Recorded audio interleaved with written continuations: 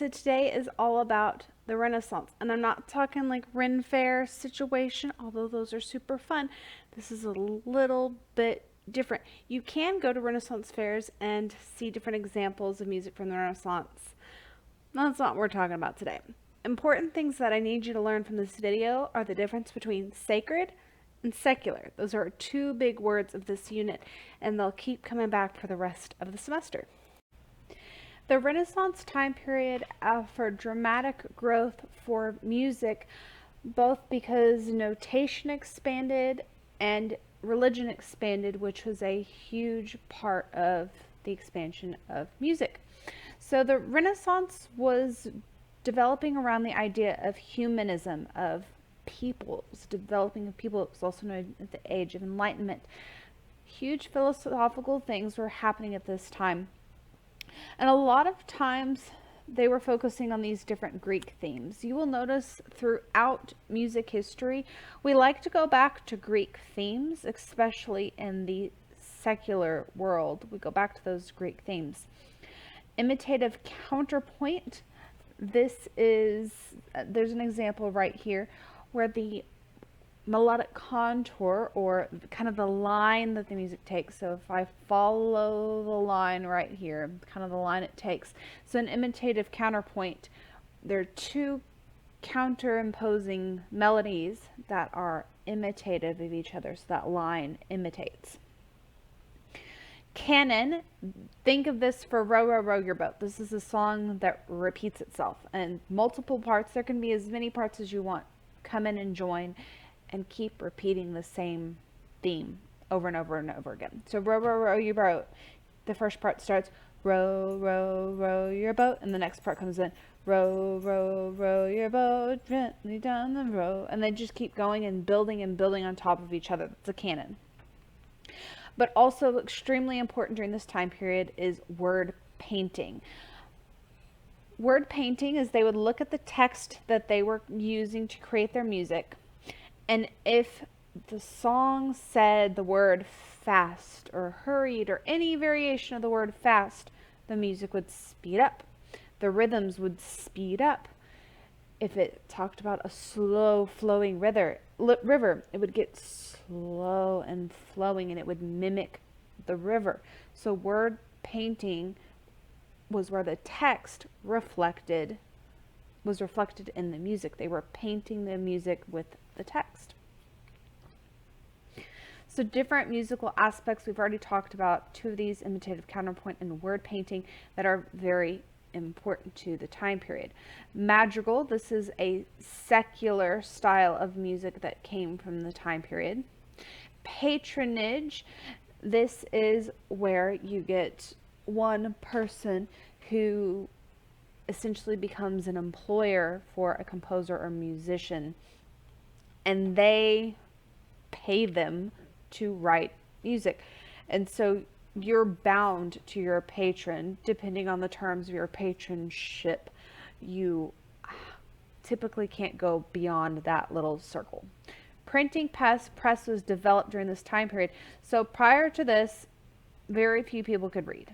Very few people, is mostly limited to the clergy and the kings and the lords, and it was only for important people. Now we get the printing press, and reading became more widespread and more accessible. It became cheaper to purchase books or printed items, because prior to this they were all handwritten, so it could be made much more cheaply. So it started to trickle down to middle classes.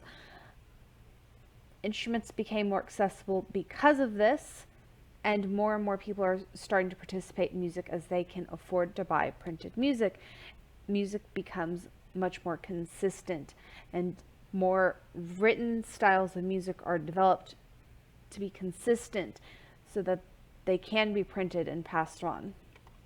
During this time period, we also get the violin. The violin was invented during this time period by Mr. Andrea Amati. So two words that you need to memorize during this time period are sacred and secular. So sacred has everything to do with religion. So if this music was created to celebrate a religion, any religion, it fits under the umbrella of sacred. Secular is everything else. It's music that is purely instrumental. It is music about your bonny love. It is absolutely everything else. Music about nature, music just because, the great poems that were used by bards. This all fits under secular and sacred. So we are going to talk a lot more in our live classes about the difference in these two and how they related to each other. The church did a lot of developing during this time period, and through that, music developed with it. We get the Protestant Reformation, and this is where Martin Luther, a monk in the Catholic Church, nailed his 95 Theses to the door of the church that he was a part of in Germany. And these are all the things that he did not agree with in the church. He did not intend to reform the Catholic Church. He did not want to separate. That was not his goal. He wanted the church to move forward. The church didn't like this, and one thing led to another. We now have Protestant religion. We have this divide that happened in the church. From this, one of his big soapboxes that he stood on is he wanted the music and the text to be in the language of the people. Prior to this, it was all in Latin, and the only people who understood it were the priests. But he wanted it to be in the language of the people. So he was a musician. He played flute, and he wrote music. He wrote sacred music for the church that was in the language of the people. So he wrote in German because that's what he spoke. He spoke German. And he developed what's called the Lutheran chorale that is still widely used in churches today. And this is a strophic format, essentially verse, chorus, verse, chorus, verse, chorus, where the verse has the same melodic line every single time, just the words change. And then we get this repeating chorus. A lot of times this strophic format, it would just be verse, verse, verse, verse with the same melodic line, and the chorus would be part of the verse or non-existent. But he is instrumental in bringing the music to the people and putting music in the hands of the people. I hope that you learned something new. Friendly reminder, this video does not take the place of live sessions. You still need to attend a class. Still got to go to class.